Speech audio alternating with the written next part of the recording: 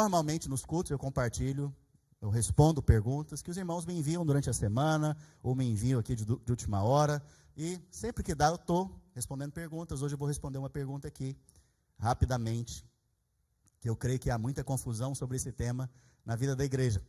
Pastor, tem uma pergunta sobre o espinho na carne do apóstolo Paulo. Está lá em 2 Coríntios, capítulo 12, do verso 2 ao 10.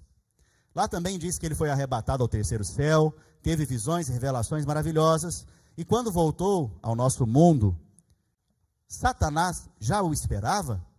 Deus permite que Satanás toque na vida do apóstolo Paulo, colocando nele um espinho na carne, para que o apóstolo Paulo não ficasse soberbo? É isso?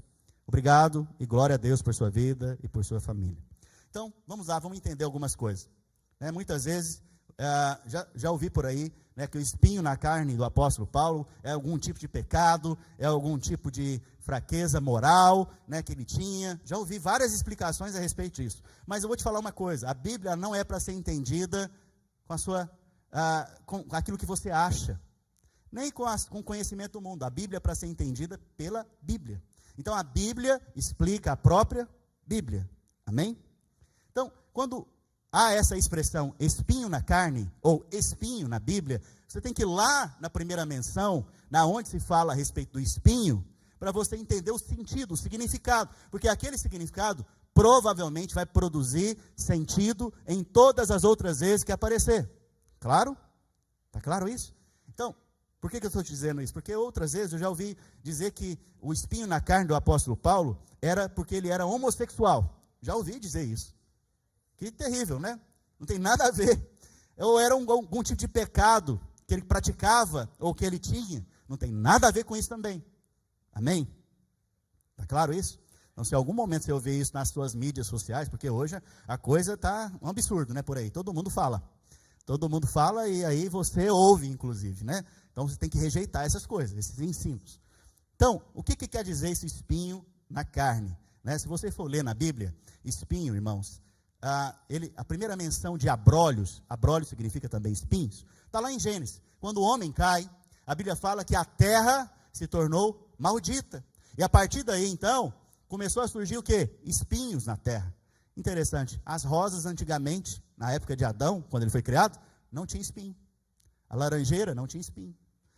As árvores não tinham espinhos. O espinho só veio em decorrência da queda do homem, aonde, por causa da queda do homem, porque ele pecou, você vai ver que a terra foi amaldiçoada. Então surgiram os espinhos. Espinho, então, primeiramente, é um símbolo de quê? Maldição. Maldição. Mas eu pergunto para você, você viu o espinho na vida de Jesus? Sim ou não? Fala comigo que sim. Na onde? Nas suas mãos os cravos eram espinhos. Nos seus pés os cravos eram espinhos. Mas também na onde mais? Na cabeça. Ele foi coroado de espinhos. Para quê? Para levar toda a nossa maldição. Será que é esse sentido que o apóstolo Paulo está dizendo aqui nesse texto? Não. Ele não está falando da maldição, porque não há mais maldição para quem? Para quem está em Cristo Jesus. Então, em qual sentido é esses espinhos? Vamos entender? Sim ou não? Se você abrir o livro de Ezequiel, no capítulo 28, no verso 24, você vai ler lá que os inimigos de Israel, eles são espinho na vida do povo de Israel. Mas também, você vai ver lá, que o próprio povo rebelde de Israel, ou seja, aqueles que rejeitavam o Senhor, aqueles que rejeitavam o anúncio da mensagem, eles eram também o quê? Espinhos. E eles eram também como escorpiões. O que escorpião faz? Ferroa. Espinha. Ferroa. Não é verdade? Então o profeta Ezequiel foi levantado por Deus para pregar a mensagem ao povo de Israel. Mas aqueles que rejeitavam a mensagem, o povo de Israel que rejeitava a mensagem, eles eram tratados, ou o símbolo que era colocado sobre eles é que eles eram o quê? Espinho. Então, todo aquele que rejeita a mensagem de Cristo, a mensagem do Evangelho, aqueles que perseguem a mensagem que é pregada, esses são o quê? Espinhos. Então, o apóstolo Paulo pega e fala, Senhor, tira de mim esse espinho. E Deus responde o que para ele? A minha graça te basta. O que ele quer dizer com isso? Senhor, esses que estão me perseguindo por causa do Evangelho, esses que estão me maltratando por causa do Evangelho, esses que estão até mesmo me agredindo fisicamente por causa do Evangelho, tira eles da minha vida, tira esses espinhos da minha vida, essa resistência contra o Evangelho. E Deus falou o que para ele? A minha graça te basta. Então o espinho aqui é aqueles que resistem o Evangelho, até mesmo fisicamente. E aqui eu vou te falar mais. Aonde o apóstolo Paulo chegava, irmãos, os judeus já estavam lá, para quê? Para resistir o Evangelho, resistir a ele. Eu não sei se você lembra, o apóstolo Paulo, ele era esse que fazia isso antes. Depois ele teve uma experiência com o Senhor Jesus, converteu, foi salvo. A partir daí ele prega o Evangelho, e quando ele prega o Evangelho, o que acontece? Os judeus, ou os judaizantes, vêm resistir à mensagem do Evangelho, que é a mensagem da graça. Quando eles vêm resistir, eles vêm inclusive para prendê-lo, vêm para bater nele. Muitas vezes ele foi açoitado por esses, né? Ele foi agredido fisicamente. Então a oração dele era: Senhor, afasta de mim esses espinhos. E Deus fala o que para ele? A minha graça te basta. Essa é a resposta celestial para nós hoje. Porque se você tem alguma fraqueza, e aqui eu não estou falando fraqueza do pecado, fraqueza de limitações, de resistências, você pode orar hoje ao Senhor e falar: Senhor, eu preciso da sua graça. O apóstolo Paulo falou para Timóteo: Timóteo, esteja fortalecido na graça de Deus. Da onde vem força então? Da graça de Deus. Por que o Senhor falou para Paulo que o que ele precisava na verdade era da graça dele? Porque ele era fortalecido através da graça. Amém? Eu não sei se você percebe, mas hoje nós temos a tendência de mostrar o nosso lado forte, as coisas que nós fazemos muito bem, é ou não é? As frágeis, fracas, limitações que você tem, você esconde. Nós escondemos, é ou não é? Sim ou não? Sim. Mas o apóstolo Paulo fala o quê? Eu vou me gloriar nas fraquezas. Ou seja, é na fraqueza que ele dá glória para Deus. Então aprenda a se humilhar diante do Senhor. E na sua fraqueza dá glória para Deus, porque quando você faz isso, a graça de Deus te envolve e Ele te fortalece, mesmo tendo espinhos na jornada. Amém? Aleluia? Glória a Deus. Então a pergunta também diz, né? Se Deus permitiu que Satanás viesse então tocar no apóstolo Paulo. Então, Satanás, ele não pode tocar em você, mas ele pode mandar enviados de carne e sangue. Ele pode mandar a gente para caluniar você, para te resistir lá no trabalho, para te defraudar, para mentir contra você. Mas lembre-se, o Senhor é acima dessas coisas. Por mais que tentem te envergonhar, o Senhor vai te sustentar naquele dia. Por mais que você não tenha condições de superar alguma situação, alguma limitação naturalmente, o Senhor vai te fortalecer e vai te dar a vitória sobre cada circunstância. Amém? Aleluia? Então o diabo hoje pode te tocar? Não. Porque para tocar em você, tem que tocar primeiro em quem? Em Cristo. Você está dentro de Cristo. Então ele não pode tocar em você. Amém?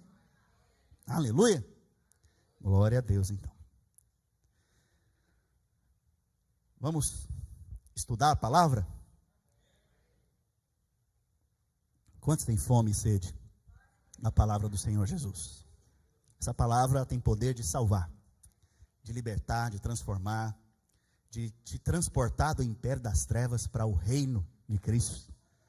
Ela tem poder para fazer grandes coisas na sua vida. Amém?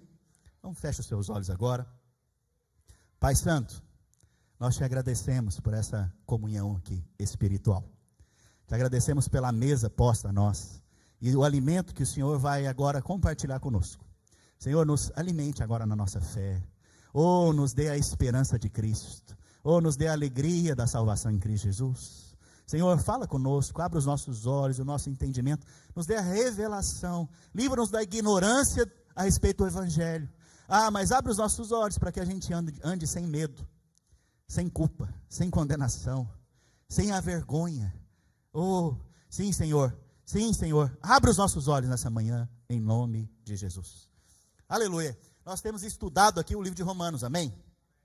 E cada vez que eu prego mais o Evangelho, mais o Senhor tem me dado ousadia, fé, intrepidez. É uma coisa impressionante. E Ele tem confirmado a mensagem com sinais, milagres e prodígios. Eu tenho ouvido testemunhos, muitos testemunhos entre os irmãos aqui. Na medida que o Evangelho vai ficando claro, eles vão também tendo mais fé para se apropriar de milagres, sinais e prodígios na vida deles. No final, eu vou dar um testemunho aqui de uma irmã que me mandou, há 3 cultos atrás, ou 2 cultos atrás, não me lembro. Ela teve uma experiência de cura, de milagre aqui, ouvindo a mensagem. Então, eu quero que você esteja atento também aqui. Na medida que você ouvir o ensino da palavra, milagres podem acontecer com você a partir desse momento. Inclusive, eu vou te reafirmar isso, já falei isso algumas vezes, o método em que o Senhor Jesus fazia milagres era, primeiro, ensinava. Depois que Ele ensinava, fé vinha ao coração das pessoas. E aí, então, os milagres surgiam. Então, aprenda a receber o milagre. Aprenda a receber a transformação que há por meio do Evangelho. Amém? Aleluia. Glória a Deus. Então, Romanos capítulo 1. Nós estamos aqui no capítulo 1 de Romanos. E agora nós vamos estudar o verso 16 e o verso 17. Eu espero terminar esses 2 versos hoje, em nome de Jesus. Abra sua Bíblia então, Romanos capítulo 1, verso 16 e 17. Esses 2 versículos, irmãos, são um resumo do livro de Romanos. Se você quiser fazer um resumo simples a respeito do livro de Romanos, esses 2 versículos é o resumo do livro de Romanos e é o resumo também do Evangelho. Então, o Evangelho pelo qual você foi salvo, liberto, curado, transformado, está aqui nesses versículos. Essa aqui é a base de toda a nossa fé, de tudo aquilo que nos levou a Cristo. E aqui diz o seguinte: porque eu não me envergonho do Evangelho. Por que, apóstolo Paulo, que você não se envergonha do Evangelho? Porque ele é o poder de Deus para a salvação de todo aquele que nele crê. O primeiro do judeu, porque aos judeus foi primeiro pregado, mas também a nós, gentios, os gregos, os bárbaros. Próximo versículo. Visto que a justiça de Deus se revela no Evangelho. Ou seja, não há outro lugar que a justiça de Deus se revele a não ser através do Evangelho. E ela é revelada de que maneira? De fé em fé. Como está escrito, o justo viverá pela fé. Volta o versículo 16. Vamos ler? 1, 2, 3 e... Vergonha do Evangelho.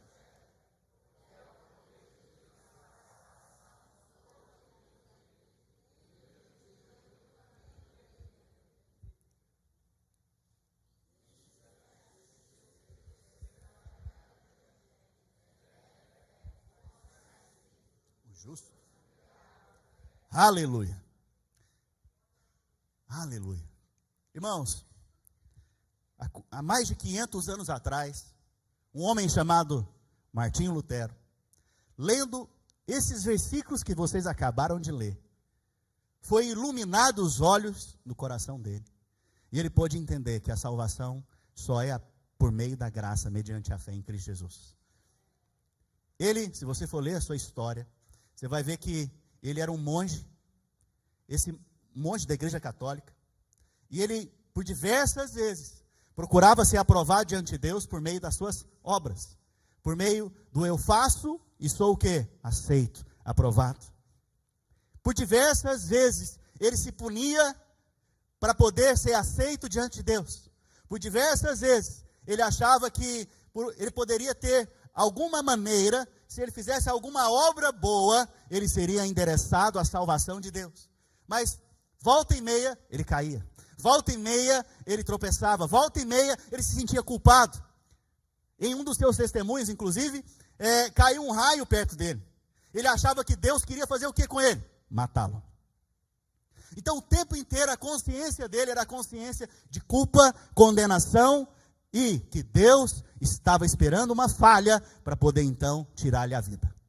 Essa era a experiência dele com Deus, com esse Deus da religião, que não é o verdadeiro Deus, com esse Deus que, por alguma forma, religiosamente, eu posso me achegar a Ele fazendo uma coisa boa. Isso não tem nada a ver com o Evangelho. Uma vez, ele testemunha que ele dormiu nu, em cima de uma pedra, num dia frio, para, através dessa penitência, ser aceito diante de Deus. Veja, ele cria que por penitências ele poderia ser aprovado e aceito diante de Deus. Eu pergunto para você, você conhece alguma religião que faz isso? Até mesmo na vida dos crentes, até mesmo nos púlpitos se prega muitas vezes a respeito disso. Faça isso e Deus vai te abençoar. Faça aquilo. É uma troca, é um comércio. Não há comércio no Evangelho. Só há crer. Só há crer e receber de graça. Porque se não é de graça, então é comércio. Mas o Evangelho não é comércio. O Evangelho é crer e receber pela fé. É gratuitamente. Esse é o Evangelho, é de graça. Não tenha dúvidas a respeito disso. Por isso você pode chegar diante de Deus hoje, pela fé, e falar, olha, por causa do Senhor Jesus, porque Ele fez ali na cruz, eu recebo pela fé a minha salvação, o perdão dos meus pecados, eu recebo tudo aquilo que é herança que eu tenho nele, sabe? Por causa disso, hoje, você foi aceito diante de Deus, não pelos seus méritos, não pelo seu esforço, não pelo que você faz, e é do começo ao fim pela fé, não é no início pela fé e depois pelas obras, não é no início pela fé e depois pelas obras, mas é do começo ao fim pela fé. É assim o Evangelho, é de fé em fé, é continuar e caminhando, e continuando a caminhar pela fé, assim é o Evangelho. Martinho Lutero então, ele tem essa experiência, a luz brilha aos seus olhos, as escamas caem, a ignorância vai embora a respeito do Evangelho, e quando isso acontece, ele então é levado ali às autoridades da Igreja Católica, mas todos o rejeitam. Sabe por que ele teve acesso a esse texto? Porque somente os que estudavam numa escola agostiniana da época tinham acesso aos textos originais da palavra. Hoje o texto original está no seu celular. Hoje o texto está na sua mão. E você pode colocar ele no seu coração e na sua boca. Ele teve essa experiência depois de muitos anos. A ele foi permitido ler os textos originais. E quando ele leu, ele falou, o que eu estou fazendo da minha vida? Eu não posso alcançar a minha salvação por mim mesmo. Eu não tenho mérito algum na salvação. É unicamente pela fé, na obra que Jesus realizou na cruz do Calvário. Então daí vem a reforma. Por causa desse texto, há mais de 500 anos atrás, veio a reforma protestante. Porque naquela época, se pagava indulgências. Você sabe o que é uma indulgência? Uma indulgência é o seguinte, se você, alguém aqui já pulou carnaval? Agora só tem crente, né? Todo mundo morreu. Verdade, você morreu com Cristo, no seu passado já acabou. Mas um velho homem talvez fez isso. E se você era católico, apostólico, romano, o que acontecia? Você ia lá para o período do carnaval, fazia todo tipo de coisa terrível. Aí vinha a quaresma, 40 dias de jejum. Penitência, para quê? Para te purificar dos seus atos pecaminosos. Para que aí então, no final ali, na Semana Santa, você fosse aceito novamente. E aí então você fosse abençoado e perdoado. Uau! Bonito. Tem nada a ver com o Evangelho. Essa é uma penitência dos dias de hoje. Mas naquela época, a penitência era pior um pouco. As penitências eram, para você ser aceito diante de Deus, você tinha que pagar. E outra coisa, se o seu pai faleceu, se o seu avô faleceu, se os seus familiares faleceram, eles iam para o purgatório. Essa era a doutrina católica da época. E lá no purgatório, então, eles tinham a opção ainda de serem salvos. E aí, então, eles só poderiam ser salvos mediante a sua penitência. E essa penitência era dinheiro que você dava de oferta, porque eles tinham que construir a Basílica de São Pedro, e o dinheiro tinha acabado. Então eles inventaram essa doutrina para que arrecadasse dinheiro para construir um prédio, mas usando a fé simples das pessoas e a ignorância das pessoas. A história nos mostra que Martinho Lutero viu isso, e ele entendeu como de fato se pode ser salvo. Ele leu esses versículos, e ele viu que não tem nada a ver com indulgência, que você não pode comprar a salvação, que você não pode comprar a bênção de Deus. Por quê? Porque é caro demais, filho, e você é pobre demais para comprar. É caríssimo, caríssimo, caríssimo. E você é pobríssimo, pobríssimo, pobríssimo. Então Deus faz o quê? Te dá de graça. Deus, sabendo da sua fraqueza, da sua condição, de um homem pecador, Ele vai e nos dá de graça, mediante a fé. Você crê no que Jesus fez? Se crê, você recebe pela fé. É de graça. Vocês estão comigo, gente? Aleluia. Então vamos entender aqui o que o apóstolo Paulo está dizendo. A primeira parte que ele está dizendo é que ele não se envergonha do Evangelho. A primeira coisa que ele diz é: eu não me envergonho do Evangelho. Eu não tenho vergonha do Evangelho. Mas eu preciso te lembrar quem era o apóstolo Paulo. Antes ele era conhecido como Saulo. Saulo, inclusive, a Bíblia fala que ele era fariseu de fariseus, ou seja, na religião judaica, ele pertencia a uma denominação. Naquela época, tinham 3 denominações. Tinha a denominação dos fariseus, tinha dos saduceus e dos helenistas. Tinha a Assembleia de Deus, os batistas e os presbiterianos. Só para você entender. Está claro? Ok, não vou falar quem que é cada um aqui não, para você não ficar aí. Mas olha só. Ele era fariseu de fariseus. Ou ele era batista de batistas. Ele era o cara na religião dele. E um certo dia ele viu esse movimento dos crentes ali em Jerusalém. E ele ficou indignado. Como assim? Um carpinteiro que veio de uma cidade que nem tem nome direito, nem é conhecida aqui dentro de Israel. Como que esse cara pode ser o rei dos judeus? Isso é um absurdo, isso é uma vergonha, isso é uma afronta a nós, religiosos. E ele começou então a perseguir os irmãos ali na igreja. A primeira igreja ali em Jerusalém. A ponto, inclusive, eu não sei se vocês lembram, se você leu o livro de Atos, morreu aos pés do apóstolo Paulo um homem chamado Estevão, cheio do Espírito Santo. A Bíblia fala que enquanto ele estava sendo apedrejado, o seu rosto brilhava como de anjo. E ele viu o Senhor em pé para recebê-lo. A Bíblia fala que as vestes de Estevão foram lançadas aos pés do apóstolo Paulo, que naquela época era Saulo. Mais tarde, então, ele recebe cartas dos principais das sinagogas, dos sacerdotes, para ir às cidades circunvizinhas, e aonde tiver um crente reunindo, ele poder ir lá e prender esse crente, prender esses irmãos, torturá-los e levá-los a Jerusalém. Então, o apóstolo Paulo recebeu essa missão, que na verdade ainda ele era Saulo. Eu não sei se você percebe aqui, quando ele fala, eu não me envergonho do Evangelho, é porque antes ele tinha vergonha de falar para as pessoas que Jesus Cristo era o rei deles. Antes ele tinha vergonha, inclusive, queria perseguir a igreja, queria perseguir os irmãos, por causa dessa mensagem. Mas no caminho a Damasco, diz a palavra, o Senhor Jesus aparece para ele, e fala: Paulo, na verdade, Saulo, por que você me persegue? Pausa, parêntese agora. Por quê? O Senhor Jesus fala para o apóstolo Paulo, que na verdade é Saulo, que ele está perseguindo a Jesus. Ele não estava perseguindo, não era a igreja? Não eram os irmãos? Sim ou não? Sim. Mas nós vamos ver aqui que o Senhor Jesus olha para você e para mim e vê como se nós fôssemos o quê? Ele mesmo. Você tem que dar glória a Deus, né? Agora é a hora, vou te ensinar. Toda vez que eu para dar glória a Deus e amém, eu vou falar para você, para te ajudar. Olha só, irmãos, Jesus ao olhar para mim e para você, ele nos vê como se fosse ele mesmo. Por isso ele fala: Saulo, Saulo, por que você está me perseguindo? Na verdade, Jesus já está no céu, assentado no trono, mas ele está aparecendo para Paulo, para Saulo agora, e fala: você está me perseguindo.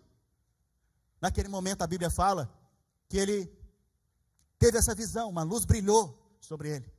A ignorância foi embora. Olha, toda vez que a revelação de Cristo vem sobre você, a ignorância a respeito do Evangelho vai embora da sua vida. Mas a Bíblia fala que ele ficou cego naquele momento, porque foi tanta luz, tanta revelação, que ele não conseguia enxergar. Foram 3 dias, então, de cegueira. Até que veio um irmão chamado Ananias, orou, impondo as mãos sobre ele, os seus olhos se abriram, as escamas caíram. Você percebe, então, que este homem está escrevendo agora o livro de Romanos. E nesse versículo 16, ele diz: eu não me envergonho do Evangelho. Antes ele se envergonhava. Antes ele tinha vergonha desse carpinteiro. Antes ele tinha vergonha desse carpinteiro que foi traído por um judeu. Antes ele tinha vergonha desse carpinteiro que foi pregado numa cruz por causa de um romano que havia mandado ele ser crucificado. Antes ele tinha vergonha, mas agora ele diz: eu não me envergonho do Evangelho. Por que, apóstolo Paulo, que você não envergonha do Evangelho? Porque é o poder de Deus para salvar. Então não há poder também em nenhum outro lugar, a não ser através do Evangelho. Através do Evangelho há poder para salvar você e a mim. Salvar as nossas vidas. E a salvação aqui, a palavra salvação, ela não é só a salvação da ira de Deus. Não é só a salvação da condenação. Mas pausa mais uma vez. Olha o que Deus fez comigo e com você. Olha só o poder do Evangelho. Deus pegou pecadores, manchados do pecado. Gente condenada à morte, porque aquele que pecar certamente morrerá. Gente que estava destinada à condenação eterna. Gente que era impossível ter comunhão com Deus Santo, 3 vezes santo. Pegou todos esses que creram e transformou eles em filhos de Deus. Você tem que dar glória a Deus agora. Você pode dizer glória a Deus mais alto? Não tem poder na terra tão grande que possa fazer um negócio desse. Porque eu e você éramos pecadores, destinados ao juízo, à morte, à ira de Deus, à separação eterna de Deus. E Deus nos pega por meio do Evangelho, através da obra do Senhor Jesus, e nos transforma em filhos e filhos amados agora. A imagem e semelhança dele, a natureza divina está em nós agora. Isso é um absurdo completo, mas é um milagre celestial que Jesus produziu na cruz do Calvário. Esse é o poder de Deus. Por isso que cura de um câncer é nada, perto desse grande milagre. Por isso que ressurreição de um morto é nada, perto desse grande milagre. E se Ele nos fez isso em Cristo, Ele não nos dará graciosamente com Ele todas as outras coisas. A cura do câncer, o milagre extraordinário, as outras coisas que nós queremos da parte dEle. Sim, sim, mas nunca se esqueça, o maior milagre revelado pelo poder de Deus é você ter sido transformado. Transformado, antes você estava sendo destinado à morte, você era inimigo de Deus, alheio a Deus, diz a palavra, mas agora você foi reconciliado, aproximado, você agora foi feito filho e filha amado de Deus. Aleluia! Pode dar uma glória a Deus agora de novo? Aleluia. Amém. Aleluia. Eita glória. Então o poder de Deus para salvar. Nós vemos então que aqui há poder de Deus para salvar. E como eu disse, não é só a salvação do inferno, da ira de Deus. Mas a palavra aqui é sotério. Essa palavra, ela quer dizer para nós, sotéria, desculpa. Salvação como livramento. Sabe, para você chegar aqui hoje nesse prédio, você não sabe quantos anjos foram enviados para te dar livramento no meio do caminho.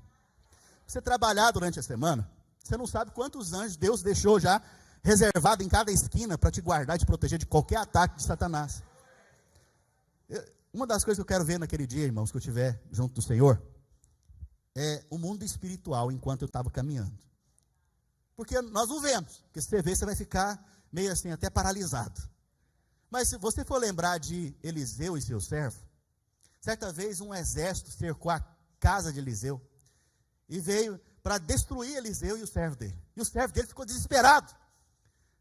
A Bíblia nos mostra que ele ficou com muito medo. Ele falou para Eliseu: Eliseu, e aí, e agora? Eliseu falou para ele: mais é os que estão conosco do que os que estão com eles. E orou para abrir os olhos do servo. O que o servo viu? O exército de anjos cercando a casa deles. Então você não vê hoje, mas eu creio também, você crê também, que há poder e livramento sobre as nossas vidas para nos salvar de toda obra do maligno, de toda obra de demônios, de espíritos malignos. Esses inimigos não podem nos tocar hoje. Então talvez foi armada ou feita uma arma forjada contra você, preparada contra você, para te atingir ali na esquina. Mas a Bíblia fala que nenhuma arma preparada contra nós prosperará. Quer dizer o quê? Que antes mesmo dele forjar a arma contra nós, o inimigo, Deus já enviou a sua provisão, a sua salvação para nos livrar do mal. Por isso ele livra-nos do mal. Amém? Fala: Senhor, livra-nos do mal hoje. Glória a Deus. Então, salvação aqui tem a ver com livramento, livrar do mal, de coisas más. Você crê nisso? Você crê que o Evangelho, enquanto você ouve o Evangelho, ele é o poder de Deus para te dar livramento das coisas más, do maligno? Você crê nisso? A Bíblia também diz que essa palavra, ela revela para nós que tem a ver com a segurança, saúde, ser livre de moléstias, de enfermidades, né? Então, o Evangelho é o poder de Deus para te curar, é o poder de Deus para te dar segurança, paz, é o poder de Deus para te prosperar nos seus caminhos, porque se você tem paz, filho, uma das coisas que vai acontecer na sua vida é prosperar mesmo. Prosperar, porque enquanto você não tem paz, você não consegue prosperar, você está pensando um monte de coisa ao mesmo tempo, você está ansioso, com crise de ansiedade, sua saúde está afetada, as coisas desse mundo estão te paralisando, mas aí a paz veio por causa do Evangelho, enquanto você ouve o Evangelho, e aí depois que a paz vem, agora há esperança, agora você tem uma boa opinião a respeito de Deus, aí você fica esperando coisas boas acontecer com você da parte de Deus, amém? Então, ele diz que ele é o poder de Deus para salvar, mas salvar a todos. A salvação de Deus, ela é universal e instantânea? Fala comigo, não. Por que não? Porque se assim fosse, era só Jesus ter morrido na cruz e estava tudo bem agora. Com todo mundo, você não precisava nem pregar. Mas não é assim. De fato, não é assim. Nós não cremos numa salvação universal desta maneira. Nós cremos que a salvação, ela é proposta a todos. Inclusive, se você está aqui me ouvindo, você de casa está me ouvindo, você no YouTube está me ouvindo agora, e você não crê que você foi salvo ainda, existe uma proposta de Deus para você. Existe uma proposta de Deus em que você pode ser salvo hoje, crendo que Jesus pagou o preço pelo seu pecado. A primeira coisa que você tem que reconhecer então é que você é um pecador. Porque se você é um pecador, você precisa de um salvador. Agora, se você acha que você não é um pecador, que você é bom e dentro de você há bondade, desculpe, Jesus não é para você. Só que tem um problema. A Bíblia diz lá em Romanos, no capítulo 3, todos pecaram e carecem da glória de Deus. Então, a salvação está estendida a todos, porque Deus sabia a condição do homem pecador. O homem estava falido espiritualmente, separado de Deus, mas agora em Cristo Jesus é reconciliado, é atraído de volta. E por causa desta obra que Ele fez, Ele está propondo para você agora, recebe, eu estou pagando as suas dívidas. Pega o cartão aqui e passa lá, em outras palavras. Isso é bom demais, irmãos. Você fez a dívida, você pisou na bola, e Deus fala, tá bom, eu vou pagar a sua dívida. Em Cristo Ele fez isso. Só que Ele promove a salvação, mas Ele é o juiz. Vai ter um dia que todos nós vamos ter que encontrar esse juiz. Esse juiz você vai passar por ele, quem crê em Cristo, para absolvição. Ou seja, não há mais condenação sobre você. Mas quem não tem a Cristo, para condenação eterna. Então os homens, hoje, suprimem a verdade que existe a Deus. Por quê? Porque se existir a Deus, eles têm que lidar com o juiz. Se eles creem que Deus existe, eles têm que fazer alguma coisa da vida deles. Entende? Mas há salvação disponível para nós hoje. A todo aquele que crê. Amém? Continuando. A justiça de Deus se revela somente aonde? No Evangelho. A palavra Evangelho, se você ainda não lembra, se você não lembra do que eu disse, Evangelho significa boas novas. Fala comigo, boas novas. Fala para o vizinho que está ao seu lado, boa notícia. Eu tenho uma boa notícia para você. Fala para o outro. Irmãos, não é tão bom quando alguém chega em você e fala assim, eu tenho uma boa notícia para te dar. Como é que você fica? É muito alegre. Agora chega o outro, eu tenho uma má e uma boa notícia para você. Qual que você quer primeiro? Fala a má primeiro, depois a gente termina bem, pelo menos. Não, más notícias, irmãos, não são para os ministros de Deus. Se você é um ministro de Deus, você tem que ter o quê? Boa notícia. Pastor, agora é só coisa boa, mas Deus se ira também. Aleluia, Ele se ira mesmo. Deus também se ira. Mas não contra você mais, que creu no Senhor Jesus. Há duas revelações na terra, a da ira de Deus e da justiça de Deus. A da ira de Deus já está clara, já está anunciada pela criação. Por quê? Você já viu uma planta morrer? Sim ou não? Ela seca, vai embora, acabou. Você já viu alguém morrer? Por quê? Estão debaixo da condenação, da ira. Essa revelação, ela é clara, ela é visível. A morte entrou no mundo por causa do pecado. A morte está aí ao nosso redor. A morte está aí nas pessoas. A ira de Deus já foi mostrada para nós naturalmente, nas coisas naturais, na sua criação. Mas agora também existe uma outra revelação. A revelação da salvação em Cristo Jesus para aquele que crê. E ela só pode te atingir hoje, se você crê que Jesus pagou o preço por você na cruz do Calvário. Então a revelação, ela só acontece, a revelação da justiça de Deus, só acontece no Evangelho. Olha que interessante. A nossa salvação, ela procede, ela tem como fonte o amor. João, eu não sei se você lembra desse versículo. João capítulo 3, verso o quê? Aleluia, eles lembram. Porque Deus, você tem que saber de cor. Para todo aquele que nele crê, mas tenha o quê? Então, a fonte da nossa salvação é o amor de Deus. Deus te ama. Fala assim, Deus me ama. Então, o que moveu o coração de Deus para me salvar e para te salvar é o amor dele. Mas só o amor dele não tem condição de nos salvar. Precisa de mais uma coisa. Ele precisa agora nos fazer o quê? Justos. Para te fazer justo e me fazer justo é um problema. Você mesmo não pode ser justo, porque você é o quê? Você então pecou. Quem pecou é pecador. Então o que Deus fez? Essa é a sabedoria divina. Esse é o milagre extraordinário que é o poder do Evangelho fez. O que ele fez? Ele pegou o Senhor Jesus, enviou ele mesmo, próprio Deus, à terra, para se encarnar agora e nascer de uma virgem. Agora, um sangue sem pecado, sem mácula, sem defeito, por nós pecadores. O que tinha que acontecer depois disso? Jesus teria que então tomar o nosso lugar. Pergunta, por que você é pecador? Não é porque você peca. Vou te explicar por quê. Lembra de Adão? Se Adão não existisse, você estaria aqui hoje? Não. Para que você exista, Adão teria que existir. Sim ou não? Quando Adão pecou, a Bíblia fala, todos pecaram e carecem da glória de Deus. Quando Adão pecou, foi tão poderoso, irmãos. Foi tão assim, foi tão destruidor para a humanidade, que a natureza do pecado entrou na vida de Adão. E a partir de agora, todos que nasceram depois de Adão, já nascem com o pecado dentro de si. Então é uma questão de natureza. O que Deus fez? Não foi um que pecou? Sim ou não? Sim. Agora o que ele vai fazer? Ele envia o Filho. Jesus é santo? Sem pecado? Sem mácula? Sim? Então ele tem a condição? Claro que tem, por quê? Porque ele nos representa. Adão não te representava? E porque ele te representou mal, todo mundo caiu? Agora, Jesus, ele é um bom representante? Sim, ele é um extraordinário, porque ele é sem pecado, sem mácula, ele é santo, ele é justo, e ele é filho de Deus, aprovado pelo Pai, aprovado para boas obras, e o que ele faz dá certo, você já viu? Tudo que ele fez deu certo. O que Adão fez deu errado. Nosso representante era ruim, agora você tem um bom representante diante de Deus. O Senhor Jesus Cristo de Nazaré.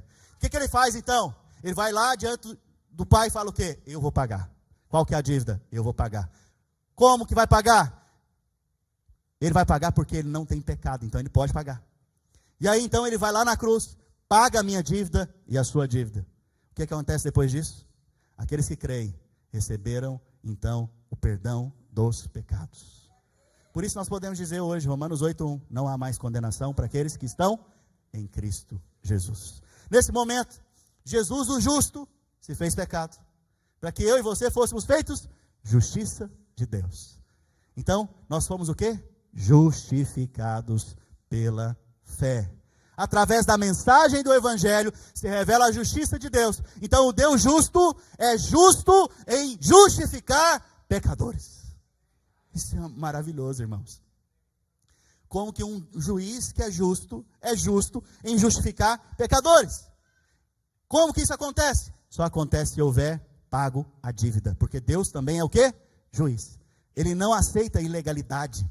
Ele não aceita faz de conta. Não, coloca debaixo do tapete aqui e ninguém vai ver. Ele não aceita isso. E por não aceitar a isso, ele mesmo fez o quê? Pagou a sua dívida. E agora, ao olhar para você, ele fala: está pago. Você crê? Se você crê, já foi pago na cruz do Calvário. Não há mais condenação, não há mais dívida, não há mais cobrança sobre a sua vida. Viva em paz. Romanos 5. Amém? Quantas horas? Aleluia. Glória a Deus.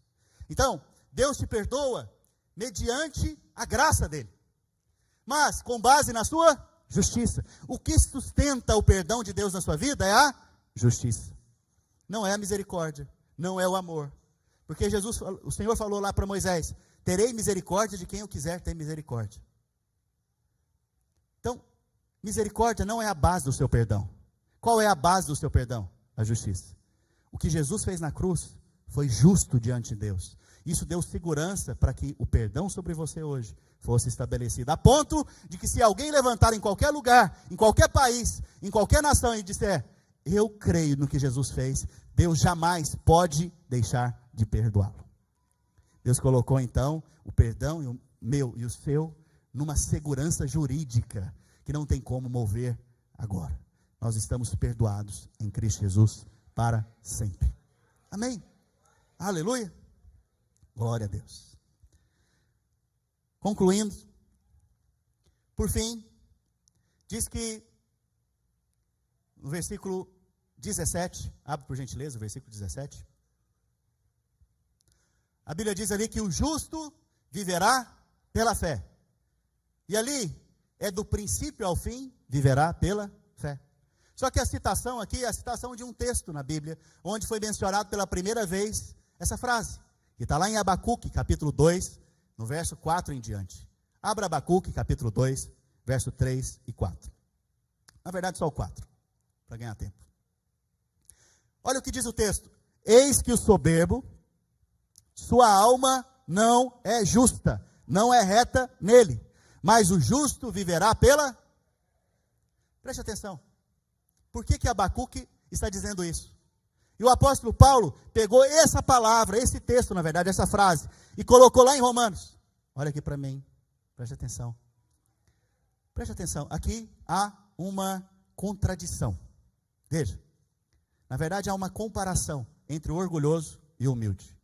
O orgulhoso não tem fé. Por que o orgulhoso não tem fé? Porque o orgulhoso não precisa de Deus.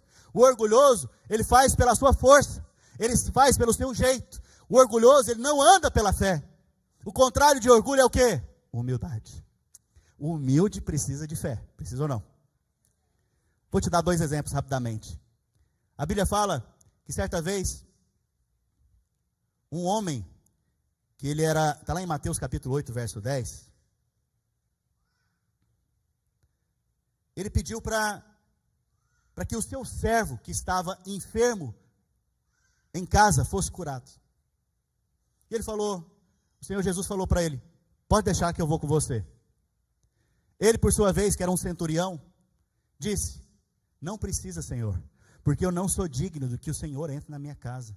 Basta dizer uma palavra e ele vai ser curado. Naquele momento, então, Jesus fez um elogio. 2 vezes Jesus elogia a fé de alguém no Evangelho. Essa é uma das vezes. Ele fala: nem em Israel eu vi uma fé desse tamanho. Nem no país da fé eu vi uma fé desse tamanho. Mas eu pergunto para você, qual foi a postura desse homem? Humildade. Eu não sou digno de que o Senhor entre na minha casa. Quanto mais humilde você tem, mais fé você vai ter na obra de Cristo. O outro caso é da mulher que está lá em Mateus capítulo 15, verso 22, a mulher cananeia. A Bíblia fala que a filha dela estava horrivelmente enferma. Horrivelmente. E aí então, ela vem gritando atrás do Senhor Jesus, e o Senhor Jesus nem olha para ela, porque ela não é do povo de Deus. E o que ela vem gritando é o seguinte: filho de Davi, tem misericórdia de mim.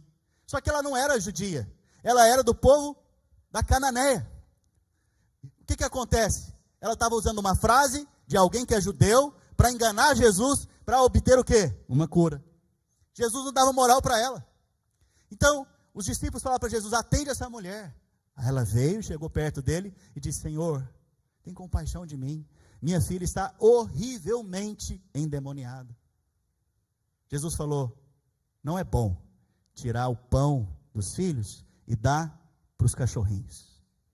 Se você viesse pedir oração para mim aqui hoje, e eu falasse, olha, não sei se eu vou poder orar por você, primeiro eu vou orar pelos filhos aqui.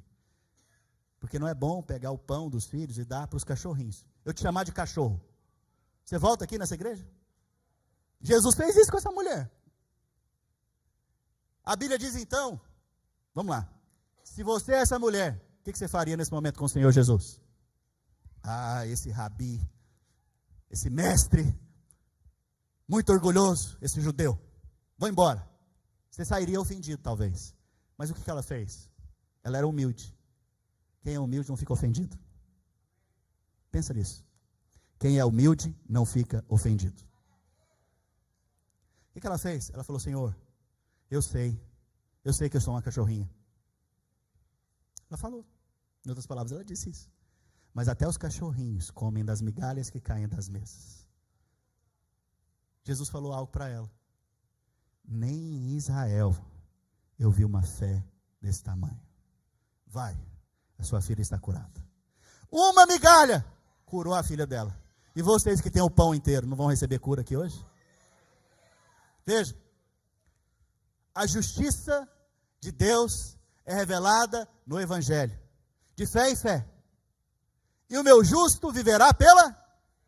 Ou seja, se você entendeu que você não tem merecimento algum, você está pronto para receber da parte de Deus aquilo que você deseja em Cristo. Em outras palavras, se você entendeu que você não merece nada da parte de Deus, você está pronto para receber tudo aquilo que Jesus merece. Quantos estão prontos para receber tudo que Jesus merece? Vou encerrar então com um testemunho. Testemunho de salvação, de libertação e cura. Amém? Vocês estão comigo? Vamos ficar de pé para você poder receber melhor esse testemunho. Pastor, foram 5 anos clamando por uma libertação. Muitas noites de choro, sem dormir. Tudo começou quando minha irmã morreu de um câncer no cérebro. Eu era a irmã que tinha mais afinidade com ela.